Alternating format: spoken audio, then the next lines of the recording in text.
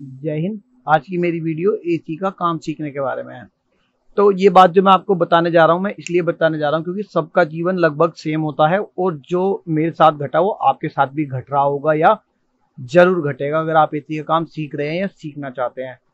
तो सबसे पहले अगर आप ये सोच रहे हो कि मेरे मामा, मेरे ताया या मेरा कोई भी रिलेटिव, मेरा फ्रेंड वगैरह मेरे को काम सिखा देगा जल्दी, तो मैं एक ही सीजन में काम सीख जाऊंगा, तो ये सबसे बड़ी गलतफहमी है। उसका रीजन ये है कि आपका दोस्त, आपका चाचा, मामा, जो भी आपका रिलेटिव है, अगर आपको काम सिखाएगा तो उसके काम की स्पीड स्लो हो जाएगी, जिससे उसकी इनकम कम होएगी। तो वो आपको जल्दी काम नहीं देगा हाथ में, वो अपने हाथ से ही काम करेगा। और जब तक आप अपने हाथ से काम नहीं करोगे आपको काम नहीं आएगा आसानी से, क्योंकि जब तक आप करोगे नहीं आपको समझ नहीं आएगा। ये है रीजन। अगर वो आपको मुंह से बताएगा भी तो भी आपको काम नहीं आएगा। एक रीजन ये हुआ। दूसरा रीजन, आप अगर कहीं दूसरी जगह सीखोगे तो वो आपको काम इसलिए नहीं सीखने देगा कि आप जैसे ही काम सीखोगे आप छोड़कर या तो कंपनी में चले जाओगे या फिर अपना काम कर लोगे। तो इसलिए दो रीजन से आपको कोई भी काम नहीं सिखाने वाला जल्दी। और तीसरा रीजन ये है कि जब आप कस्टमर के घर जाओगे तो कस्टमर आपको काम करने ही नहीं देगा। वो आपको समझ जाएगा कि मैकेनिक आपको गाइड कर रहा है, आपको काम नहीं आता, तो वो छुट्टे ही बोलेगा कि अरे यार ये एक्सपेरिमेंट यार कहीं और कर लेना, कहीं और सिखा देना प्लीज यार, एसी में कुछ हो ना जाए, आप मेरा एसी यार आप ही कर दो। तो आपके हेड मैकेनिक को काम करना पड़ेगा। वो फोर्स नहीं कर पाएगा कि सर जी मैं खड़ा हूं या ये है वो है, क्योंकि ये सब मेरे साथ हो चुका है। मैं आप बीती बता रहा हूं। लेकिन मुझे काम सीखना था, मुझे लगन थी। मैंने गैस किस तरह से काम करती है बुक खरीदी थी, रेफ्रिजरेशन थ्योरी की, उससे सीखी। पूरी पूरी रात पढ़ी, उसको समझी कि गैस किस तरह से काम करती है, जो मैं आपको इस वीडियो में बताने वाला हूं। जो सबसे पहला स्टेप है, आप अगर एसी का काम सीखना चाह रहे हो तो आपको सबसे पहले एसी की वर्किंग पता होनी चाहिए। अगर आपको एसी वर्क पता होगा कि किस तरह काम करता है तो आपको कोई काम सिखाए या ना सिखाए आप खुद समझ जाओगे कि एसी इस तरह से काम करता है, ये फॉल्ट आ रहा है तो मतलब यहां प्रॉब्लम है। समझ रहे हो? तो मैं आपको अपनी वीडियो के थ्रू इस तरह से काम सिखाने वाला हूं कि आपको एक एसी का काम सिखाऊंगा और आपको हर कंपनी के एसी का काम आ जाएगा। समझ रहे हैं? तो ये है काम सीखने का तरीका। तो आपको एक चीज का खास तौर से ध्यान रखना है, सबसे पहले होती है सावधानी। तो आपको सीखनी है सावधानियां। तो अगली वीडियो में आपको बताऊंगा कि एसी का काम करते वक्त आपको क्या क्या सावधानी रखनी है। और सीजन ऑफ आ चुका है, जैसे कि अब आपको एसी का काम कहीं सीखने के लिए नहीं मिलने वाला है, पर आप एक एसी खरीदना मेरे कहने पर, जब मैं अपनी अगली वीडियो में आपको बताऊंगा कि आप एसी खरीद लीजिए। उस एसी पर मैं आपको यहीं से सारा काम सिखाऊंगा और आप बैठे बैठे अपने घर पर, अपने जहां भी आपको सीखना है वहां पे आप उस एसी पे एक्सपेरिमेंट करके काम सीख सकते हैं। और एक गारंटी है कि एक ही एसी का सिखाऊंगा और सारे एसी रिपेयर कर पाओगे, क्योंकि मैंने भी एसी सीखा है। मुझे तो खासतौर से ऊपर से ऑर्डर थे कि उन्हें पता चल गया था ये लड़का काम सीखते ही अपनी दुकान खोलेगा। मुझसे ये गलती हो गई थी कि मैंने ये बोल दिया वहां पे कि मैं तो सर काम सीख के अपना काम करूंगा।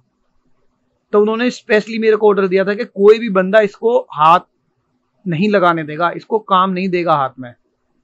बट मुझे सीखना था तो मैंने फिर भी सीखा, वहीं से ही सीखा उसी जगह से, और मात्र एक सीजन में सीखा। अगले सीजन में मैंने अपना काम डाल लिया था। तो जिस तरह से मैंने एक सीजन में काम सीखा है वही ट्रिक मैं आपको बताने वाला हूं कि आप एक सीजन में कैसे काम सीख सकते हो। एसी का काम कोई बहुत मुश्किल काम नहीं है, बहुत आसान काम है। तो सबसे पहले आप रेफ्रिजरेशन की थ्योरी सीख लीजिए कि गैस किस तरह से काम करती है। ये पैटर्न पूरा नहीं है, पर रेफ्रिजरेशन में जो गैस काम करती है वो यही है। इसके बाद में अगला डायग्राम बनाऊंगा, उसमें A to Z चीज आपको बताऊंगा कि एसी में क्या क्या होता है और किस किस लिए होता है और किस किस चीज का क्या क्या काम है। बिल्कुल एक्सप्लेन करके बताने वाला हूँ, फुल्ली डिटेल्ड। अगर आपको इस वीडियो में कुछ समझ नहीं आएगा तो आप मेरी बात मानिए, डिसलाइक मत करना, आपसे मेरी रिक्वेस्ट है। आप नीचे कमेंट करना कि सर जी मेरे को ये समझ नहीं आया। समझ रहे हो? तो मैं आपको रिप्लाई करूंगा। अगर मुझे लगेगा रिप्लाई में नहीं समझा पा रहा हूं तो आपको मैं वीडियो बनाकर उसका लिंक भेजूंगा कि सर जी ये वीडियो मैंने आपके लिए बनाई है, आप यहां से समझ लीजिए।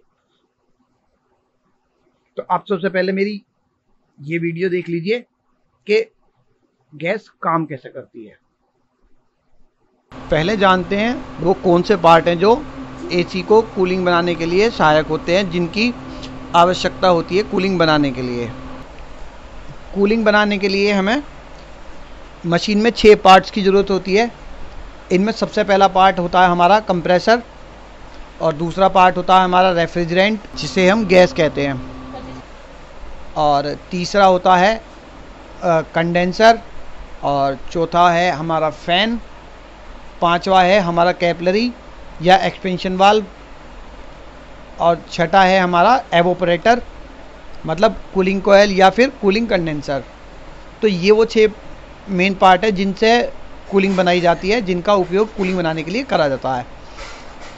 अब यहाँ से हम एक चार्ट के ज़रिए देखते हैं कि ये सब पार्ट्स जो हैं किस तरह से काम करते हैं। तो यहाँ ये हमारा वो चार्ट है जिसके ज़रिए हम समझने वाले हैं कूलिंग किस तरह से होती है। तो ये है डायग्राम कूलिंग के प्रिंसिपल का। इसमें मैंने 6 आइटम जो है अपने दिखाए हुए हैं, तो मैं बता देता हूँ। ये हमारा कंप्रेसर है पहला आइटम, और ये रेफ्रिजरेंट है हमारा दूसरा आइटम, जो कि पूरे एसी में हर जगह पर होती है।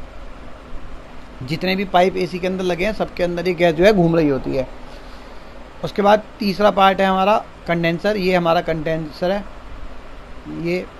और उसके बाद चौथा था हमारा फ़ैन। फ़ैन डबल साइडेड होता है या दोनों तरफ लगाना पड़ता है, तो ये हो गया फ़ैन। और पांचवा है हमारा कैपिलरी, और छठा है हमारा एवोपरेटर जिसे लोग कूलिंग कोयल और कंडेंसर भी कहते हैं, कूलिंग कंडेंसर। तो ये 6 आइटम मिलकर ही जो है हमारा कूलिंग बनाते हैं। अब इनमें सबसे पहला जो वर्क शुरू होता है वो होता है कंप्रेसर से।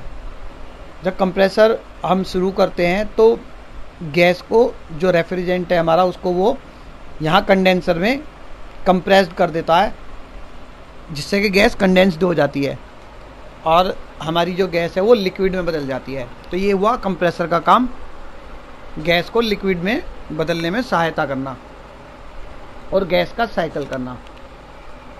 इसके बाद हमारा काम करता है कंडेंसर।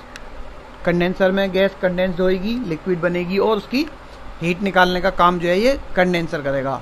और इसकी हीट निकालने में जो है हमारा फ़ैन जो है ये मदद करेगा। बाहर से एयर खींचेगा यहाँ से और कंडेंसर के बीच से इधर निकाल देगा, जिससे कि क्या है, गैस का जो टेम्परेचर है वो कम हो जाएगा।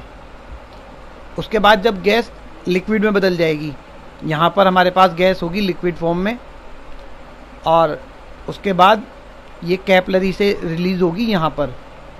कैपिलरी क्या काम करेगी, जो कंडेंसर में गैस है, हाई प्रेशर्ड गैस जो है, उसको लो प्रेशर में कन्वर्ट करेगी, जिससे कि कूलिंग बनती है। रेफ्रिजरेंट की ये खास बात होती है कि जब वो हाई प्रेशर से लो प्रेशर में कन्वर्ट होता है तो ये कूलिंग जो है वो बना देता है, गैस जो कूलिंग बना देती है।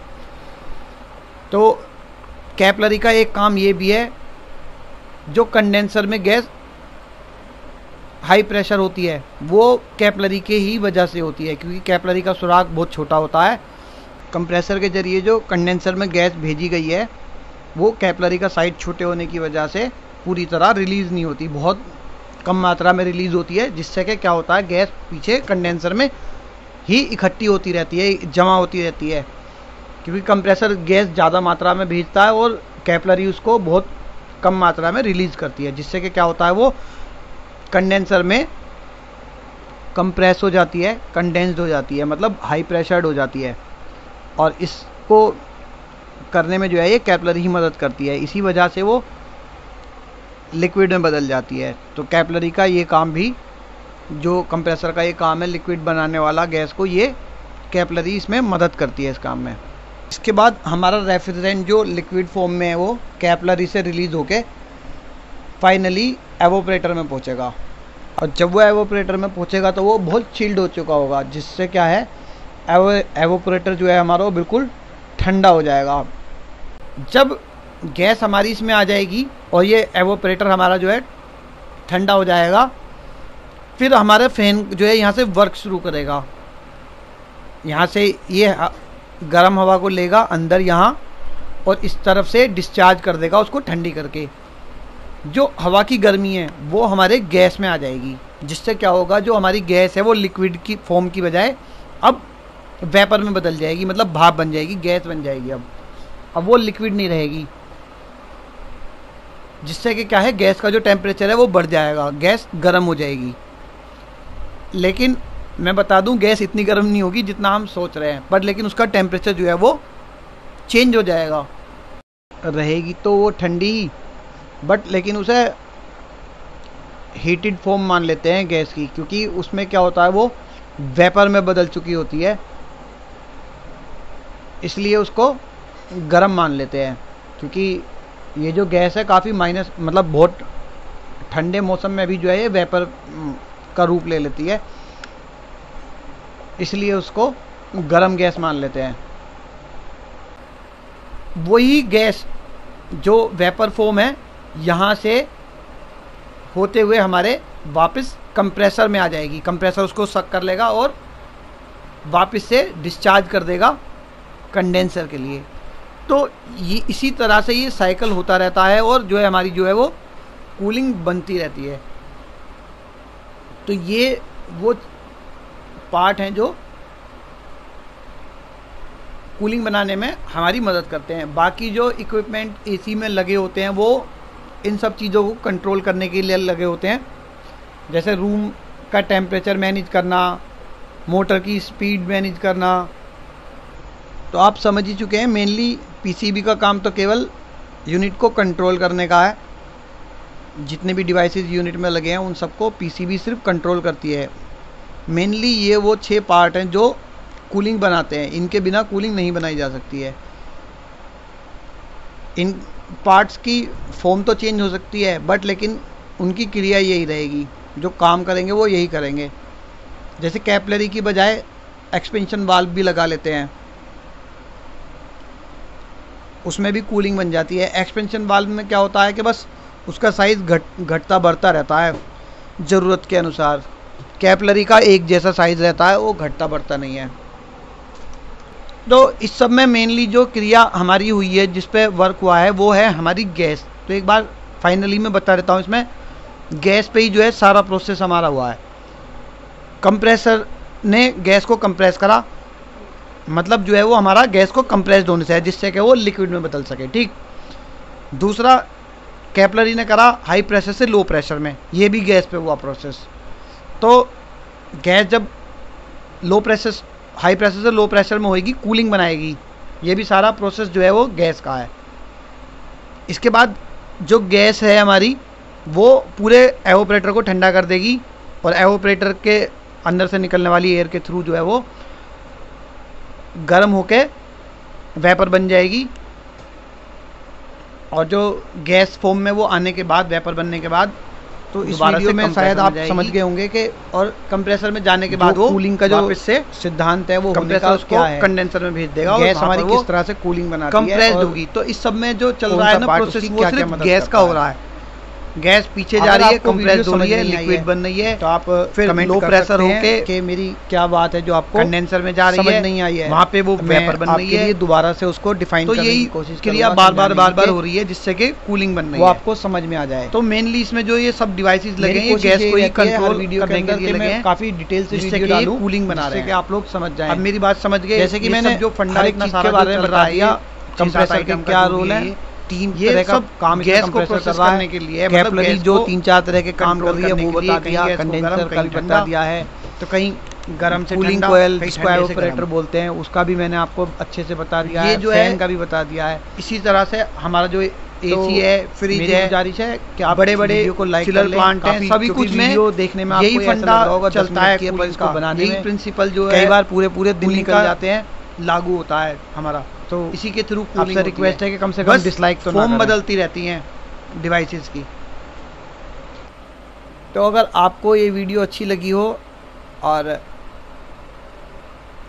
समझ में आई हो, तो आप मुझे कमेंट करके थैंक्स कर सकते हैं, लाइक भी कर सकते हैं। अगर कोई कमी रह गई है, आपको समझने में कुछ दिक्कत हुई है, तो आप दोबारा से नीचे कमेंट कर दीजिए, मैं इसको और अच्छे से बनाने की कोशिश करता हूँ। या आपका जो सवाल है, जो आपको समझ नहीं आया, वो आप नीचे ज़रूर मुझे कमेंट करके बताएं कि क्या गलती हुई है, जिससे कि मैं अगली वीडियो में वो सुधार के आपको दोबारा बता सकूं।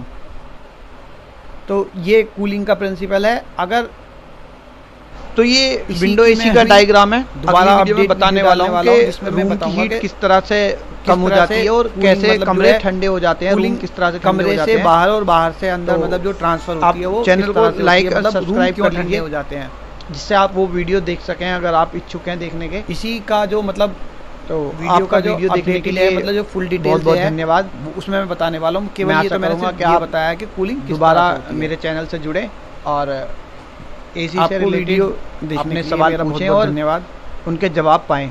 तो आपका एक बार फिर से वीडियो देखने के लिए बहुत बहुत धन्यवाद।